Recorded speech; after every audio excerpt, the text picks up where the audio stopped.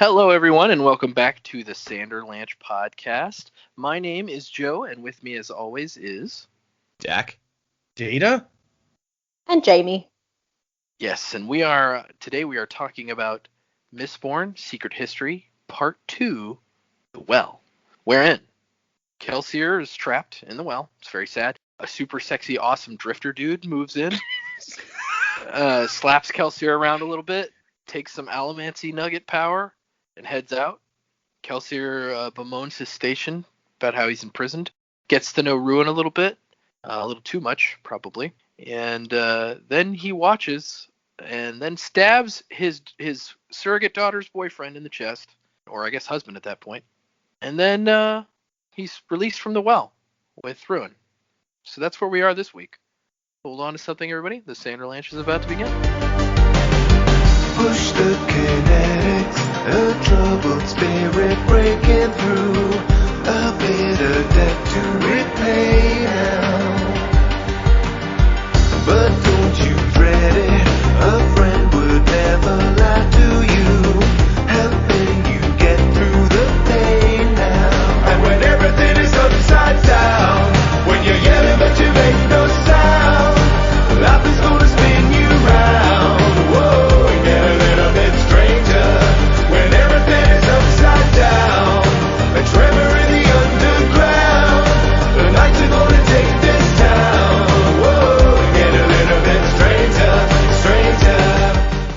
Good to know the drifter's so sexy, yeah. Yeah, sexy drifter. No, he just had that vibe, you know. He's like, I'm cool. I'm the drifter. He's not like the drifter in Destiny 2 who's all like, are you guys ready to rumble? He's not that drifter. He's better. Every time I hear drifter, I just think of Rat Race, and I'm like, oh god, is it Rowan Atkinson? He's got narcolepsy.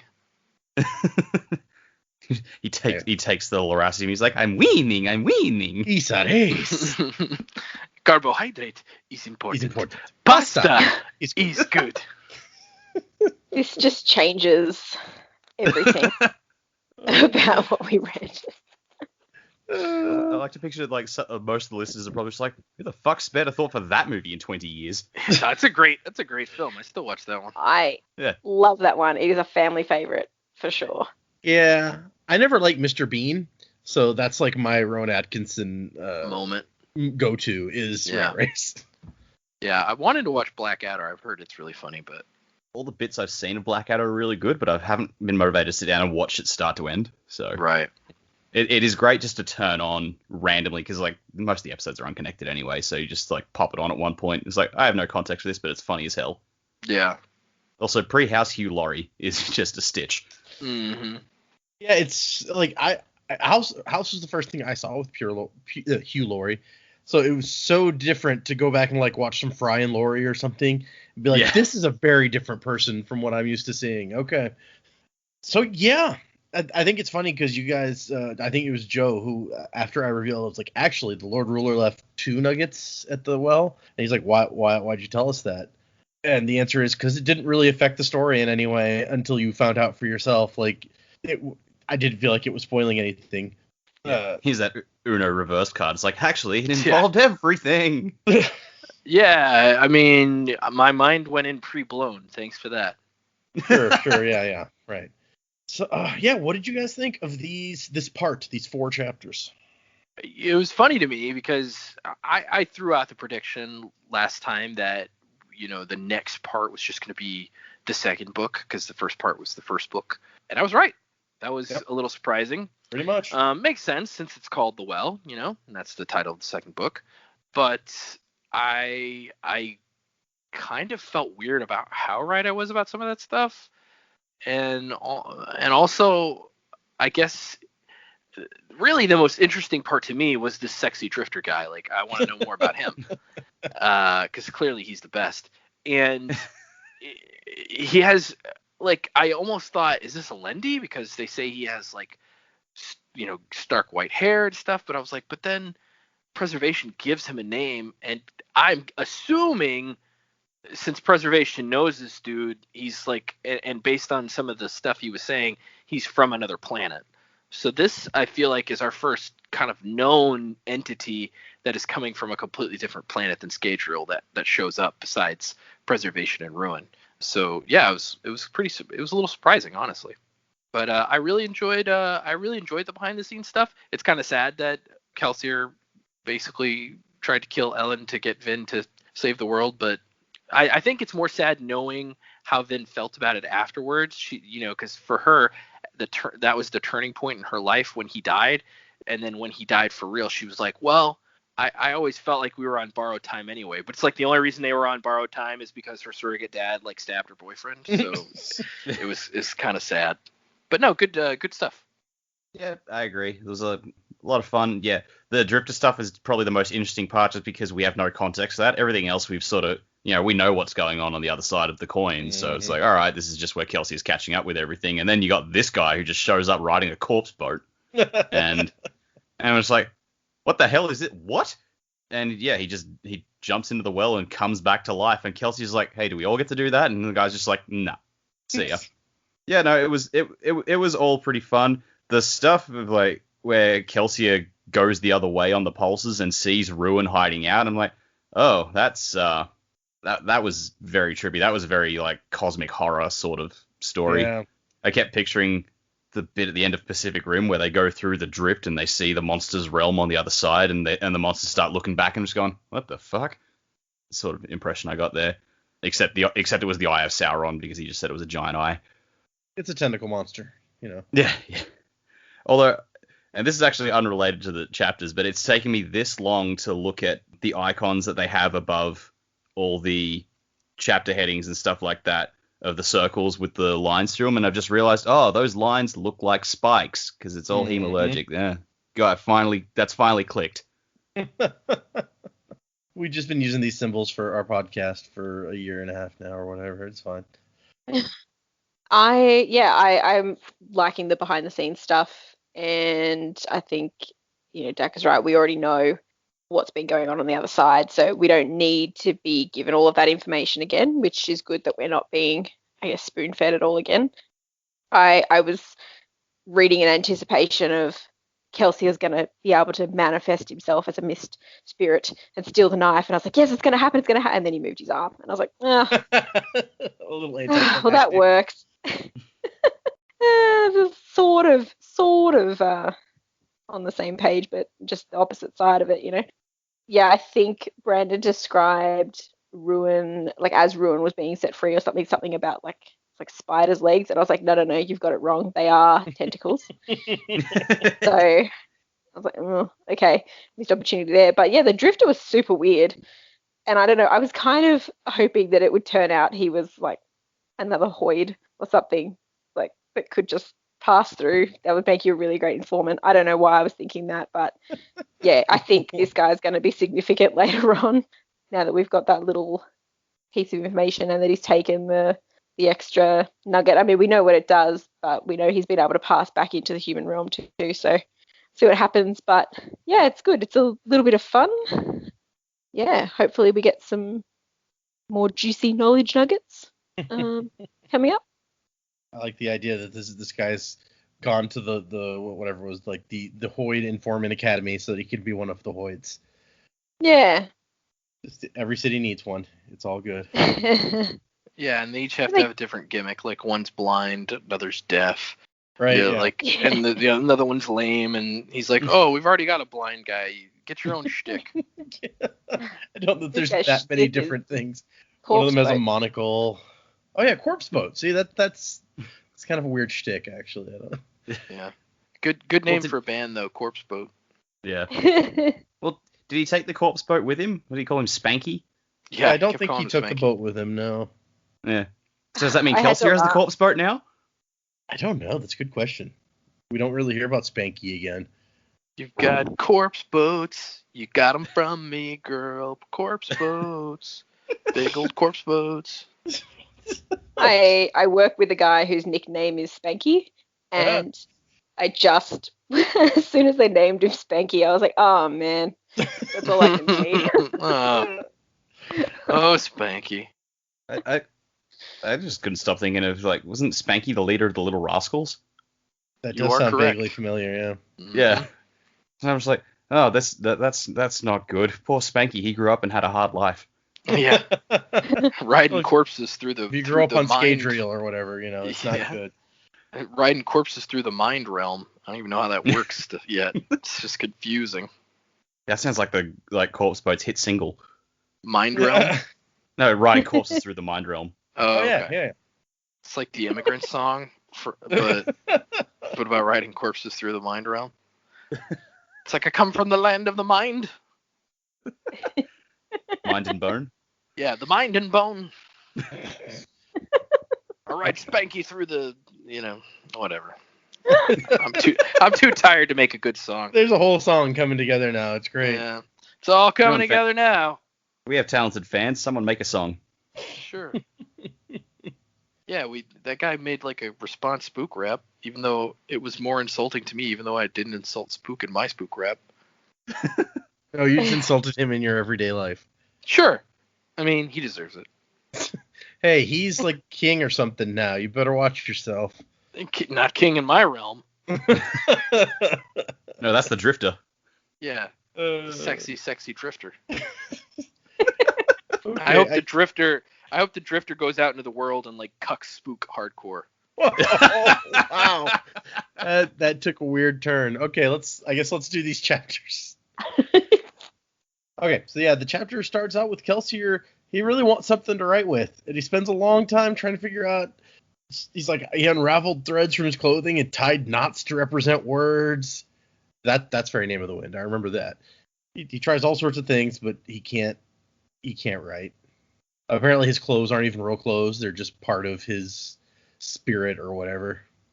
And it turns out really he didn't need to write. He needed something to do to keep himself from going insane, trapped in here. So after he gave up on writing, it was a tough time for him. If he can pull strings out of his, for lack of a better word, imaginary clothes, surely he could like manifest a chalkboard. Right? I mean, if he can make clothes, why couldn't he make other things? Hmm. He just doesn't know how. True. And preservation's not really in a frame of mind to divulge. It's not super helpful. Where was No. that slate board Kelsier used to always carry around for the crew meetings? It's like, if he's got that in his pocket, he's like, oh yeah, I've still got this. That's still part of my spirit because it was with me when I died. I think didn't he use a big board, like a big Yeah, truck I don't rolled out? think it fits in his pocket. Oh, damn. A pocket board. That'd be pretty big. That'd be a pretty big pocket or a pretty small board. I think it'd be like a little notepad size, but then a lot of people couldn't see much of what you wrote Yeah. on it. They'd be like, Kel, we can't read that. It's super tiny. And Kel wouldn't care because he'd just be like, well, I can read it. I'm the important one, so... Right. And we find out that according to Fuzz, he has something called a cognitive shadow, a force of mind holding his spirit together. And he's like, man, Sazed would love this crap. I don't, but Sazed would. And then he starts to feel pulses coming from the well, whispering words that are vaguely familiar. And with a little work, he figures out that he can ride the pulses to sort of see what's happening. When you said that, it made me think of Ride the Walrus. Brilliant. Priceless ambergris? So apparently there's a lot of focus on Terraceman. It says that like, and what I think we get out of this, because he sees, based on the things that he's seeing, is we're seeing the stuff that Ruin is reaching out and changing. So he's doing something to a bunch of Terracemen and some libraries. Maybe he's changing some stuff in prophecies or something. Kelsier sees madmen huddled in streets, whispering the words that the pulses delivered. So there's your crazy people that Ruin can reach out and talk to. And he saw a noble Mistborn man jumping between buildings, which, hi Zane, how are you? Oh, okay. I didn't put that together. I always think of Zane as, because he was the unloved bastard son, he wasn't treated as a noble. He didn't dress in noble attire. That's a fair point. Until Straff needed him to go deliver a message or something. All right. I don't know that it's ever explicit. I just don't. We know that that Ruin is like influencing Zane, so I just kind of assumed that that's who we were talking about here. It could be somebody else. That makes sense. Oh, and then Kelsier realizes, hey, instead of looking at what the pulses are reaching out towards, I can follow them back to their source. And that's a bad idea, or not a great discovery for him when he gets down there and it's like, oh, it's like, this is not nice. It's not dark blackness. Blackness is too whole. It's a vast force that would gleefully take something as simple as darkness and rip it apart.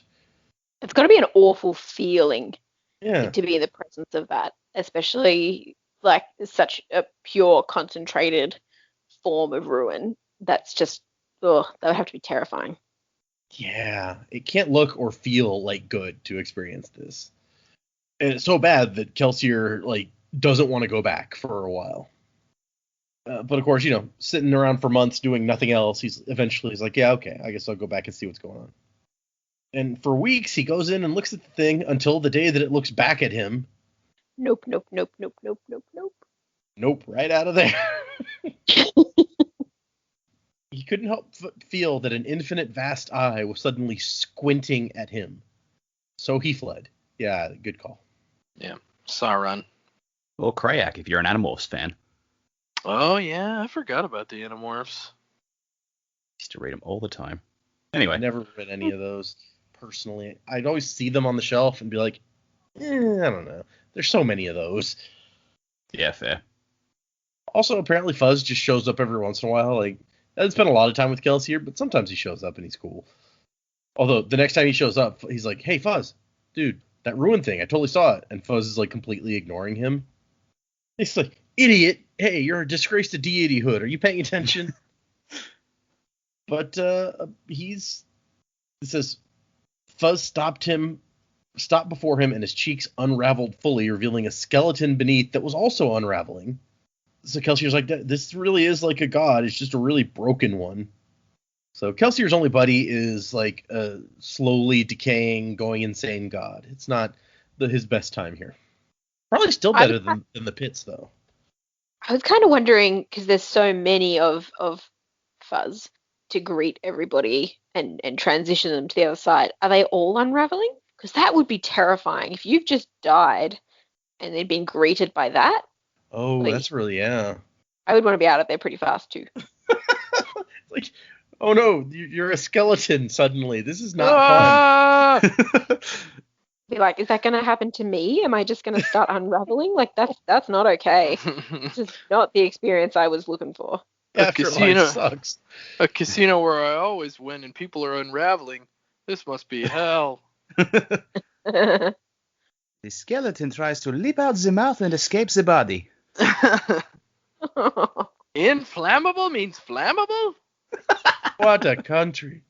Good times. My only regret is that I had bonitis. And then, of course, Kelsier goes crazy and starts talking to himself, which, as you do. And we've all been there. Yeah, So I had a lot of mental pictures going on in these chapters. I was like, there's Gollum and Smeagol reflecting in the pool. It's like, but they're our friends. You don't have any friends. Oh, poor Kelsier. He's talking about Elland. Like, he's not our friend. I think in my mind, it's like, it's one of those things where it cuts back and forth and Kelsier's facing in opposite directions for each line. And they're just like quick cuts where it's like, he looks like he's fighting with himself. Yeah. And then of course he admits that I really haven't been sane since the pits. So, and that's when there's a voice. It's like, well, I didn't expect this. And Kelsier's like, what? Am I hallucinating? Because what he sees is someone not made of mists, like all the other people, the real people that he can perceive. A man with stark white hair, angular features, and a sharp nose. Vaguely familiar to Kelsier, but he couldn't place him. It's Gemmel! That would be hilarious. He sat on the floor, yeah, one leg up. I did think Gemmel at first. Sorry, go ahead. Oh, sorry. I was just going to say, I did think it was Gemmel at first, but he's just too young and sexy. I'm just like, nah, there's no way this is Gemmel. This guy is at the same time less and more crazy than Gemmel. Yeah, that's true. Gemmel was crazy. This guy's crazy like a fox. This guy is something else. It's true. I could definitely see Gemmel riding a corpse boat. Oh, yeah, absolutely. Gemmel would, like, kill lots of people to make his corpse boat. I buy that. Just, like, yeah, and the song's playing. Right. The song's playing. It's like, murder! climb aboard the murder boat. He's just riding it, and one of the bodies says, "I'm not dead yet."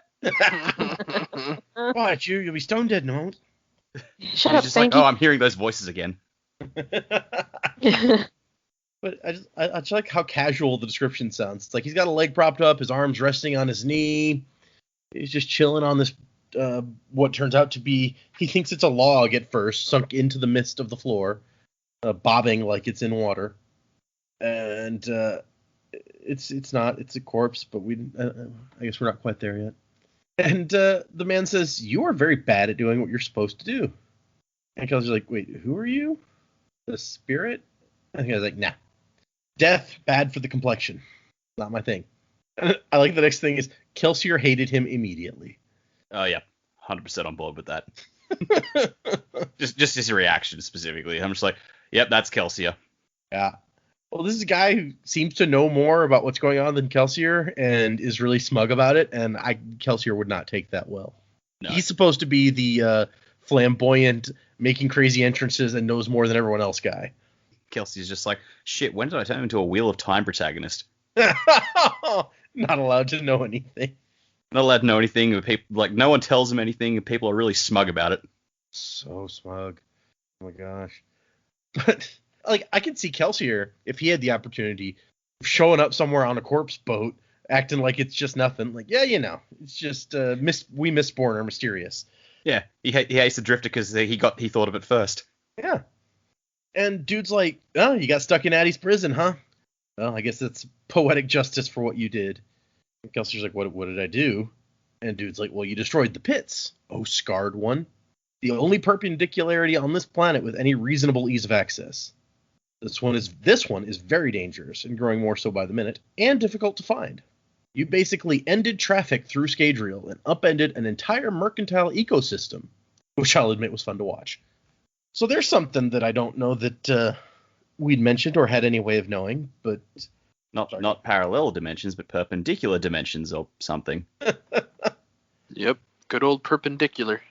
the Pits of Hathsin were a center for commerce, interplanetary commerce, moving through Scadrial. But apparently, because of what Kelsier did when he destroyed all the crystals, that no longer is the case. So yeah, I guess the power from the Adium growing there, they were using old Addie's body power somehow to trade? I don't know. Doesn't make a lot of sense to me. Yeah, this is a big old bag of foreshadowing for later. Yeah. Just random fun fact. There is one character who we have met in the books who was aware of and involved in this interplanetary trade route that went through there. Hoyd, huh? Making money off that. I'm not going to say who it was, but if it's not hard to actually logic out if you think about who ran the pits and who would have had access to Straff? be able to walk in and out of there. Interplanetary stuff? Rashek? Oh god, please don't tell me it was Kanpar. Kanpar. Chocolate Rain? Chocolate Rain. Anyway. I don't know. I wanted to say that guy from Fadrex, but what you're saying is better. Which guy from Fadrex? The informant dude that Vin used. Oh, Slow Swift. Oh, yeah, Slow Swift. Yeah, good old Swift Slow. And Kelsier's saying, like, well, who are you? And the guy's like, I'm a drifter, a miscreant. The flame's last breath made of smoke at its passing. I don't know why, but I just love the line where Kelsier's like, that's needlessly obtuse. Pot meat kettle. Yeah, seriously. And the guy's like, oh, I'm that too. That mostly, if I'm honest. Just, oh gosh. Shut up, baby, I know it. And dude's like, and Kelsier's like, are you sure you're not dead? And he's like, if I was dead, I wouldn't need this, would I?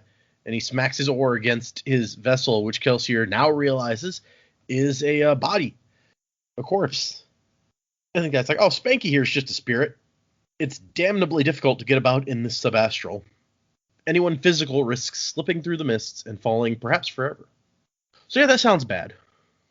And Kelsier's offended somehow by using a corpse for travel. And he's like, whatever, you killed tons of people. At least I only need one corpse. And then Kelsier's like, hey, maybe you can help me.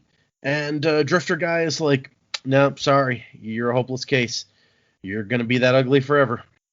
And then I don't know that I'm going to call him sexy like Joe, but this guy's just fun. I love every line. Yeah, he's sexy.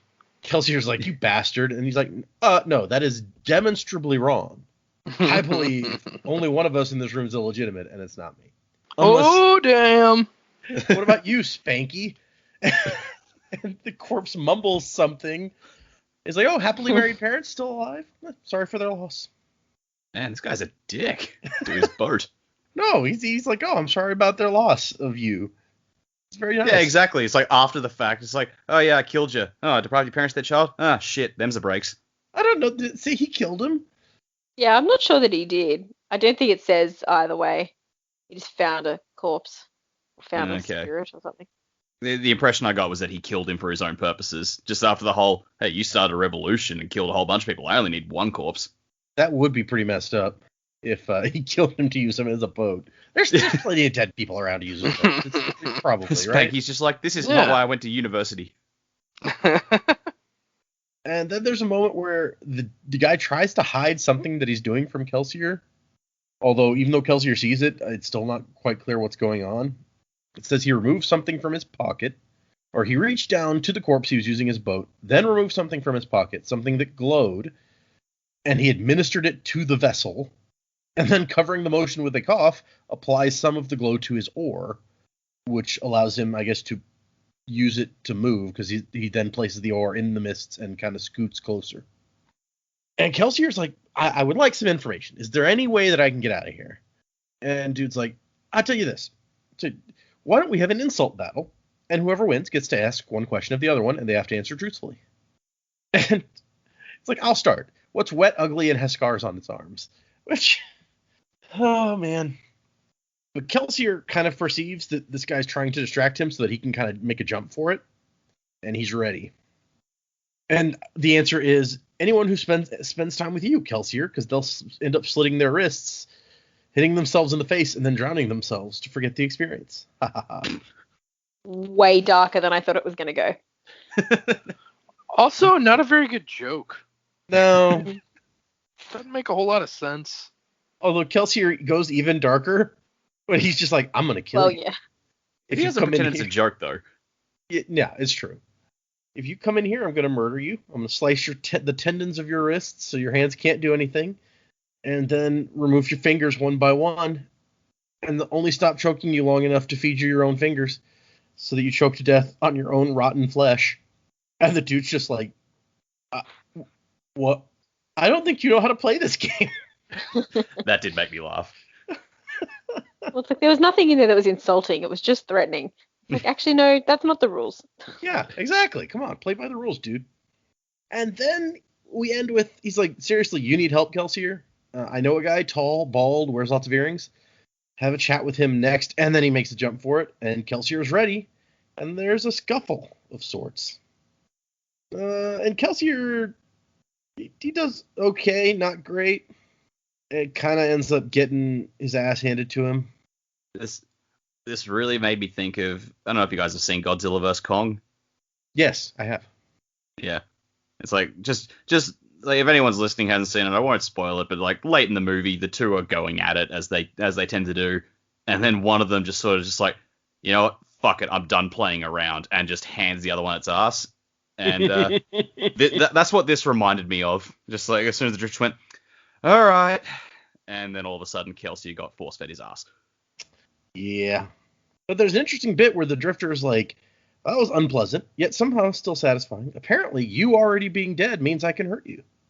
So, whatever that means. And then he even apologizes. I'm sorry about treating you so roughly, but you're not supposed to be here. You did what I needed you to, but you're a wild card that I would rather not deal with right now. And then mentions that it's been centuries since anyone got the drop on him. So this person's an old dude. Well, he's on first name terms with Ruin, so... Yep. Mm-hmm. Also says that Kelsier did what he needed him to do. So this guy was wanting something that Kelsier did for him also. And then he passes on a nice little lesson about Kelsier's condition, where he's like, look, The pain is caused by your mind. You think that this should hurt, so it hurts. Then he jumps into the middle and climbs out back in the real world and walks over to where Kelsier sees two tiny sources of metal and takes one and leaves. So there goes our second beat of Loracian. Pre-blown. And then while he's trying to recover, Fuzz is hanging out. And he's like, what? Fuzz is like, what were you doing? And Kelsey's like, oh, you just met, there was a dude here, like a white-haired dude who went through the well. And Fuzz is like, so he dared that, did he? Dangerous with Ruin's training at his bonds. But if anyone were going to try something so foolhardy, it would be Sifandrius. And Kelsier's like, he stole like a piece of metal from over there? And Fuzz says, I thought when he rejected the rest of us, he would stop interfering. I should know better than to trust an implication from him. And we don't get any more information about him. He's just an old friend. And Fuzz is like, oh, and by the way, no, you cannot do what he did. You no longer have a tie to the physical realm, being that your body is dead. So you're a kite with no string connected to the ground. You cannot ride the perpendicularity across. And Kelsier's like, well, then how come he could come to the world of the dead? And Frustration's like, no, it's not the world of the dead. It's not a... Jeez, okay. He's like, I explained this to you. It's the in-between. It's not that thing you're saying it is. How many times do I have to tell you? Well, and he gives like a metaphor here that's not maybe the best. But he's like, so men, all things are like a ray of light. The floor is the physical realm where the light pools. The sun is the spiritual realm where it starts. And this realm is the cognitive realm, which is where the beam stretches. And Kelsey's just like, that barely made any sense. You are standing in the brain. But this is not the first time that we've heard everything has like a physical, spiritual, and cognitive component to it. That came up in the epigraphs of the last books, so the concept, at least, is not totally new. And he thinks Fuzz is looking better, except when he turns, half of his face is just gone. Creepy. Yeah.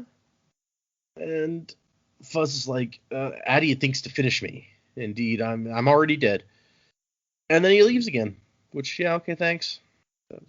Thanks for stopping by. And that was that first chapter. I think that may be the longest chapter of the 4 that we read. The second chapter is like, Kelsier no longer worried about madness or boredom. He just, every time he starts feeling weary, he just remembers how humiliated he was by the Drifter. And he's like, oh, that ain't happening again. And he keeps riding the pulses, it says he sensed a familiar pattern to things, cryptic clues as to Ruin's motives. He even spots the Drifter in some very rare pulses and says, what's that guy doing up in the Terrace Dominance? So, do you guys happen to remember what's going on in the Terrace Dominance in the middle of book 2? The Inquisitors were up there killing the shit out of every bloody terraceman they could. And in point of fact, we met this guy when we met the people on their way back from Terrace. Wait, what? Yeah, he didn't. He's not described as looking quite the same, but Brandon has said that yes, this is the same person that Elend and Spook talked to when they met up with that group of terracemen heading towards Luthadel. Skipping to that part now. Yeah, and it's described as being a terraceman. Apparently, this guy is good at disguising himself. Okay, but he's not hanging out with the Inquisitors. No, it doesn't seem like it. He's kind of leading, or one of the leaders of this group when they're heading south. So he does see that Ruin, in these pulses, that Ruin is very interested in Vin and Elend. And this is when Kelsier finds out that Elend Venture became king. And after that, he's so pissed off that he spends days kind of sulking about it. Which you can't really blame him. We weren't really happy when Elend became king either. And I like that Kelsier's like, even Dox is listening to this guy. Like, I expect Breeze to just go along with whatever is best for Breeze, but Doxson? Jeez. But this is also the point at which he discovers that Marsh is still alive. Which I don't know if anyone had thought about that, but it's like, he doesn't know that Marsh wasn't dead. He died thinking his brother had died first.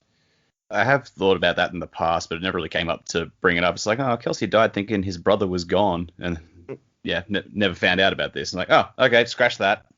Yep, it's a sad thing. And there's some interesting stuff here about their relationship and why they weren't close. And it is kind of sad. But he's like, it's even sadder now because now he's an Inquisitor and not in control of himself. Oh, and we get a look from the other side of that one scene in Well of Ascension when Vin comes into the tent and finds the Mist Ghost about to stab Elend. It turns out that was Ruin impersonating the Mist Ghost, or Preservation, as we now know, to try to convince Vin not to trust her, or him, rather. And then we get to chapter 3, and apparently at some point, Fuzz, as Kelsier continues to call him, is like, I'm Preservation, by the way. That's... If you're not going to say my lord, at least maybe we could go for my actual... Okay, well. Please stop calling me Fuzz. It's a little Preservation bit doesn't realize the whole reason Lesterborn's is called Spook is because Lesterborn's was too long, so back to Fuzz we go. Yeah, he's really barking up the wrong tree if he thinks he's going to get Kelsier to change it. And Kelsier has a theory where he's like, it's a plug. The well is a plug to keep Ruin and the thing that created. And Preservation's like, that's stupid. What do you know? That's not it at all. Even though in a way, I think it kind of is it. Yeah, I think he was closer to the mark than he wanted Kelsier to know. It's just the Preservation is falling apart. He's losing all his faculties. But then Kelsier gets it wrong about his work, and he has to pull himself together enough just to tell him, no, you idiot.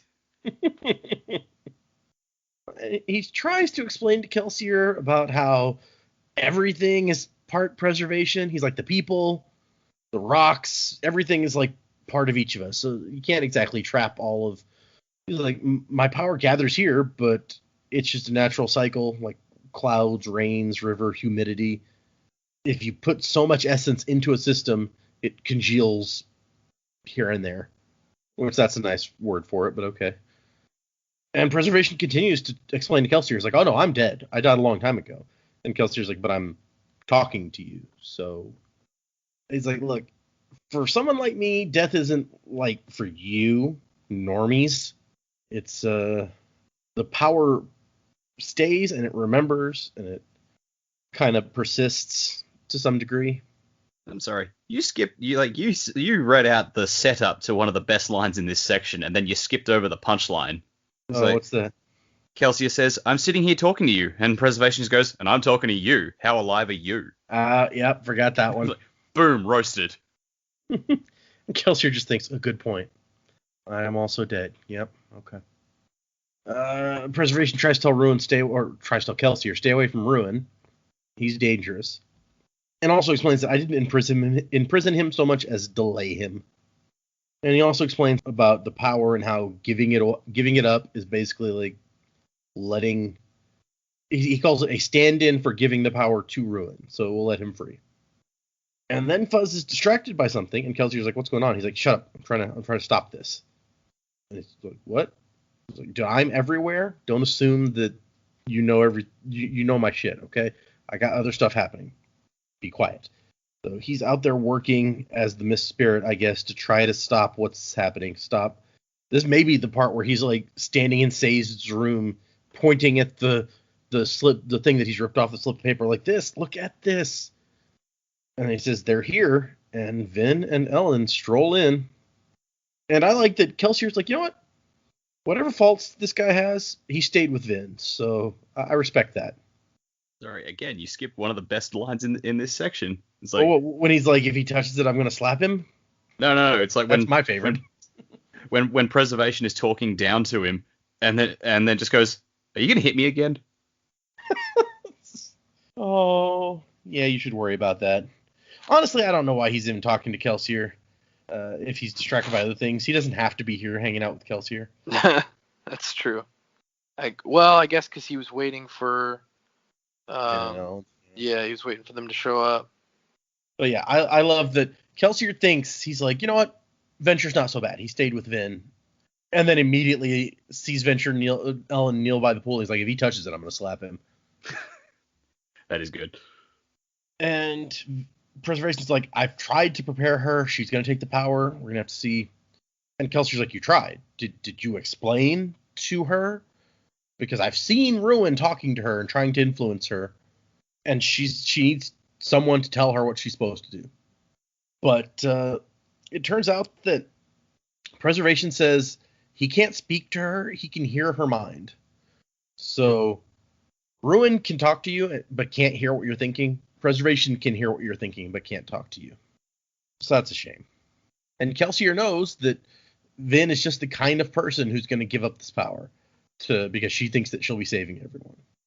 She's like, she's a better person than I ever was, and never thought she deserved any of the good stuff that she got. So Kelsier's like, hey, I know what we need to do. You should stab that guy. Preservation's like, I can't stab someone. He's like, you got a belt right there, dude. Just give him a good, practicing my stabbing, Red. Just get in there.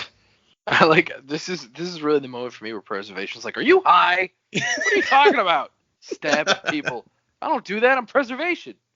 He's like, I haven't drawn this knife in millennia. Yeah, look at it. It's all mind rusted. And Kelsier almost sort of talks him into it. He like pulls the knife and kind of goes over there, and he's like, no, I can't do it. Can't do it. And so Kelsier jumps in and shoves his arm and does it for him. He's like, sorry about this, kid. Slice.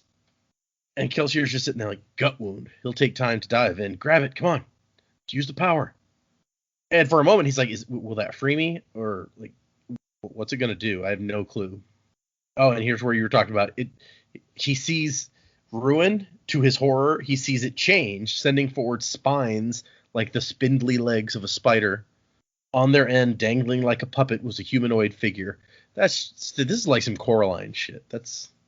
Yeah, this is pretty creepy. And then he hears Ruin saying in her mind the things that we heard Ruin say at the end of the book. It's like, no, don't do it. You know what you have to do. What would Ellen want you to do? And Kelsier's like, don't listen. No. And she lets the power go. Ruin goes free. Not like that's a surprise. We knew that's what happened.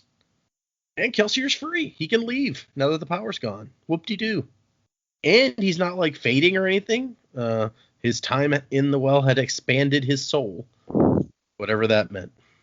And once again, Kelsier gets another good line. I must be the smartest idiot around. Yeah. Oh, Kelsier, how I missed your quippy behavior. But Preservation's like, no, I can help here, and does the whole thing where he points at the thing to Vin and gets her to give Ellen the medal. Which is funny, because it's like, Kelsier didn't consider, I guess he didn't necessarily know what the medal does, but Kelsier's the one who almost kills Ellen, and then Preservation's like, has to come and clean up the mess. Kelsier doesn't seem to care overly much after the power's gone. He's like, well, kid's gonna die, what are you gonna do? But then after, Preservation saves him, he's like, hey, that was good, Fuzz. I'm almost ready to think of you, you're a benevolent god. Kelsier's like, so yeah, Ruin's free. And Preservation's like, yeah, but good thing for us, before I died, I put a plan into motion. I can't remember it, but I'm certain it was brilliant. I think I put a plan into motion. It sounds like something I would have done. Like, man, when you're firing on all cylinders, Fuzz, you're actually okay, and I would probably like to have a conversation with you. But when you're not, I just don't know what to make of you. Yeah. The funny thing is, that sounds to me like a Kelsier line, where he's just like, hey, I can't remember what I did, but I'm sure it was awesome. I mean, he literally says that. He says to Preservation, it's like, I think I've said that after a night on the town. Yep, you're right. He says exactly that. I'd forgotten that bit. And so Kelsier's like, hey, I'm free too. This is where you make a joke, saying you're not sure which one is more dangerous. And Fuzz is like, no, I know. Failing marks for effort there, I'm afraid. And then Preservation tries with the joke. He's like, perhaps I can't say which one is more annoying. Good one, Preservation. And then we end with like, we'll make a solid crew member out of you yet, Fuzz. For now, I want to get the hell out of this room, because I've been in here for like a year. Tired of this place. I don't blame him. And yeah, that's the end. There wasn't, there's not a whole lot of content there. This will end up being a shorter episode, probably. While we're on the topic, for next time, we're going to do parts 3 and 4, which are called Spirit and Journey. Oh no, we broke the theme naming. Yeah, well. Yeah, I know. I was looking for Hero or Aegis. But you guys will come with 6 parts and 3 books. Yeah, exactly. They couldn't all. Oh, I forgot. Winners. Yeah, there's 6 parts. They couldn't all But be winners. It's 100 floors of frights. They ain't all gonna be winners. They could have been in order. Yeah, I guess. Have you guys seen that David Pumpkin sketch? It's a good sketch. Nope. From me also. But yeah, there's going to be a lot more interesting new information in here. So next episode should be pretty fun to talk about. It's looks like about 7 chapters. There's 3 chapters in Spirit and 4 chapters in Journey. So that's what we're doing for next time. In the meantime, let's jump into Predicaments. Does anyone have any idea where this could possibly be going at this point? Well, it's followed the path that I predicted this last time. But now that Kelsier is able to move outside of the well, I'm hoping that it becomes a little bit different. Maybe he'll be doing extra stuff behind the scenes. I mean, we know at some point he's going to get in touch with Spook through his dreams. So maybe he's going to be able to reach out to people's minds somehow, since he's in the realm of the mind. And I'm almost wondering if Spook, like we were talking about last time, if Spook like literally was in the in-between. He was dying, but then he went back. He was in the Upside Down, eh? Okay. Right. So like, and I think maybe Dak or Jamie said that last week. But yeah, I think that Kelsier's role is not done in this series. We've got a whole other book to go here, so I think he's going to have more behind the scenes work to do. But yeah, this sexy drifter, I want to know more about this guy and quite possibly this interplanetary mercantile system. That's crazy. So I'm definitely excited for what's ahead. Yeah. Well, I've got a large theory about what's coming up, and it all hinges around Kelsier and the Drifter, who his original name was like Saphandrius. That's kind of long. I'm going to call him Jeff. Yes, Saphandrius. Yeah. So I have all kinds of shit about Jeff, and ultimately I think Kelsier is going to be following him around because, one, he's kind of pissed at the guy beating his ass. But he's also just like, this guy is a factor that we can't predict. I don't know what he's going to be doing. Because like he'll look at Elend and Vin just going like, look, they got the ruined stuff sort of in hand, but they don't know about this other guy, and he's a threat. And Ruin was very interested in him, so I need to go and find out what he's doing. For some reason, I had it in my head that's like way back when we first went to Urto and Spook was spying on Quellian's meeting. There was that third guy in the room who never got named. So no reason, no proof. Just like I'm just saying, fuck it, that was Jeff. Yeah. So keep coming back to that guy. For some reason, like I say, that's him. That's why Kelsier was hanging around Urto and was there to be able to give Spook the messages that he did. Yeah, I think he's hunting Jeff across the Empire. As for what Jeff is doing, he made a point that Kelsier did what he needed him to do, and he talks about how he's like, yeah, you destroyed the pits, so you destroyed that economy, and then this guy's just kind of like, all right, cool, that's done. Then he sails in on his corpse boat, jumps into the well, and now he's in the land of the living. So this guy knows the shards because he talks like preservation, like says, oh yeah, I know that guy, and he knows Ruin's real name. So this guy at some point has incurred the wrath of the shards. So he's just sort of influenced Ruin of Preservation's plans, got Kelsier to destroy the pits because he says that was the easy one to access. The other ones are difficult and hard to find. So now that the pits are gone, this guy jumped in the well. He's running off, and he's on this planet. He knows that the other shards can't find him there because the shards that are on this planet, one's losing its mind, the other two is obsessed with wrecking the place. So he's going to be fine. He's safe from their influence. Well, except for the wrecking, I guess. If he's on this planet now, that might be a problem.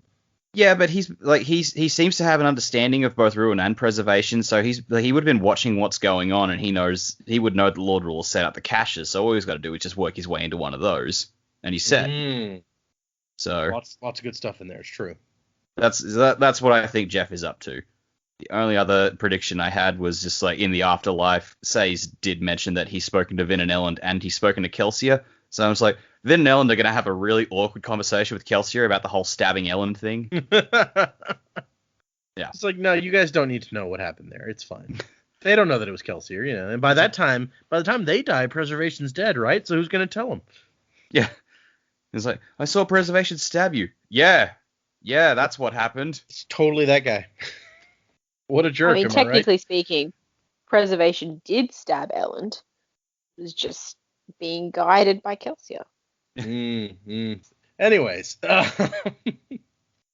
Jamie, what about you? Any predictions?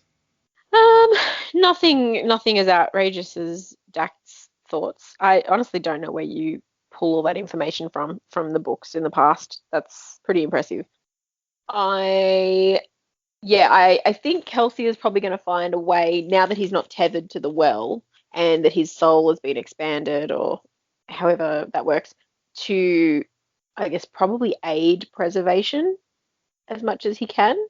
I don't know how much of an effect he's going to be able to directly have, but it'll be interesting to see how much he was able to influence or sort of bring the crew that's still alive to a point of awareness of something. We know now that Kelsier is particularly aware of 16, the significance of 16, even though he doesn't necessarily agree. So maybe he's able to influence their ability to figure that out. I don't really know how it would work, but I think we're going to see more interaction, more influence, I guess, from Kelsier than what we thought, because preservation doesn't really even know. He's got moments of lucidity, but he doesn't even really know what his plan is or what he's put in place, or he's just fading away. So I don't know how. I think Kelsier is really going to be sort of a helping hand for him. Yeah, I was going to go with Jeff, because I can't remember his name. I was going to go a step further and maybe go, he was a shard from another planet, maybe, if there's more shards somewhere. But I don't know if, we don't really know enough about how that works yet. I mean, theoretically, you'd think that preservation or ruin could potentially do the same thing if they wanted to, but they're not doing that, I guess. And I mean, ruin's trapped and preservation's already dead, so maybe it's a case that they can't. But if this guy's still alive, maybe that's how he sort of moves through. That's how he'd know their names and what they're like, and they've got a history clearly. So yeah, maybe, and that could explain why he's not quite like them either. Or he could just be, from a different planet and not quite the same biology. Yeah, I think that's really all I've got. Nothing too specific. Okay. Yeah. That's fair, and it's really kind of tough now because we still don't. We could have predicted last time that Kelsier, and we did, that Kelsier would be in the well until at least the power was taken, because he had no other way out. But other than that, we don't have a lot of information. It's like, what's he gonna do now? He's a dead guy in a world that is gonna start falling apart relatively soon because Ruin is now free to do his thing. So who knows? Okay. I guess we had 3 emails left from our previous record, so let's hit those real quick. The first one is from Fell Knight. It says, Dak, Data, Jamie, and Joe, thanks for the excellent coverage of my favorite trilogy. It's been a fun ride. In this year of Discord, you have been a harmonious staple of my Mondays. I'm super stoked that you decided to go with Secret History next. I think it's the right call, given the timelines involved, and given that you've been feeding the panel with relevant annotations. I think it's very fair to slot this in here next and really start to reveal some mechanics of the Cosmere. I can't wait to see what excellent or dubious predictions / theories are made by panelists going forward, once armed with just enough Cosmere knowledge to be dangerous. Wasing to the time of next. Thank you. Thanks, man. It's going to be interesting.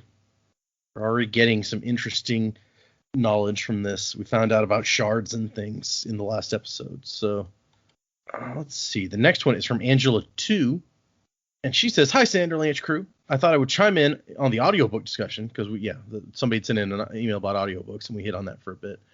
Having both read and listened to Brandon's books, I would highly recommend checking out the audiobooks for Brandon's books in general. While they don't do all of his books, Michael Kramer and Kate Redding do a big chunk of them, and they are brilliant. By the way, I have heard that many times that the two of them do a really amazing job. So I can substantiate what she's saying to some degree. They actually helped me connect some plot dots a little quicker than I think I otherwise would have, because sometimes hearing a word said out loud makes a difference.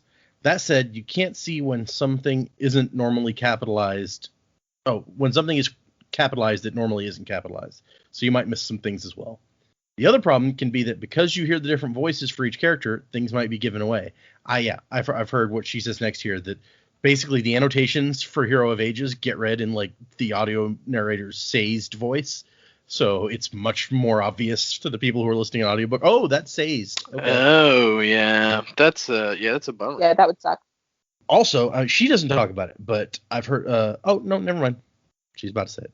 I will say that no matter your opinion on audiobook, when you get to Warbreaker, there's a scene that's really great to listen to in audio format. It's the best in the graphic audio form, which is like a radio play.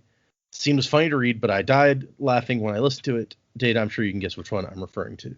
So yeah, she mentions the graphic audio here, which I have listened to some of, and it is really cool because it's like a radio play. There's sound effects and different people reading different characters and stuff. Those are really fun. Yeah.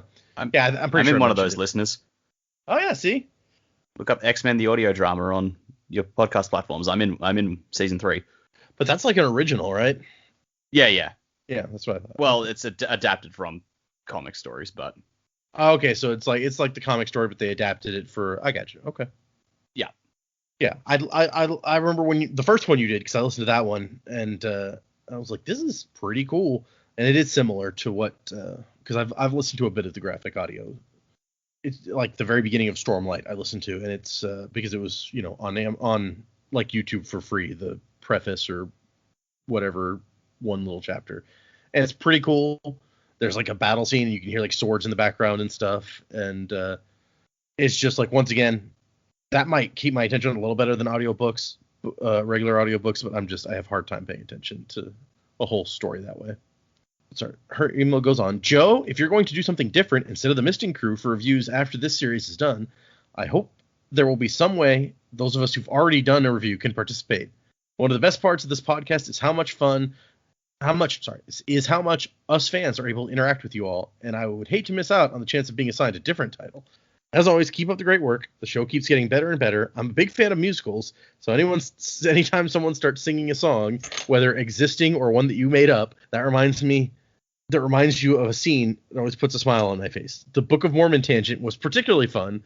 I've forgotten we did that. Right? Yep. And props to Michael for starting a spook rap battle. I don't have strong feelings one way or another on spook, but I find how polarizing he is on the podcast to be entertaining. Yeah, well, somebody's got to be polarizing, right? We'll find somebody in the next era to do that with. Oh, well, yeah. I'm expecting like anyone who's listening just to go, man, you hate Spook so much, and then you get to the Drifter and how much you really like him, and they just go, what? The Drifter. I don't know what it was about that guy. He's like, you know what it is? He's like Nega Kelsier, but in a good way. We're gonna have brunch. He's just a really good guy. Yeah, he was just shot the shit. You know, it was good. He's actually a pretty cool guy. Nega Scott. Nega Scott. Love that movie.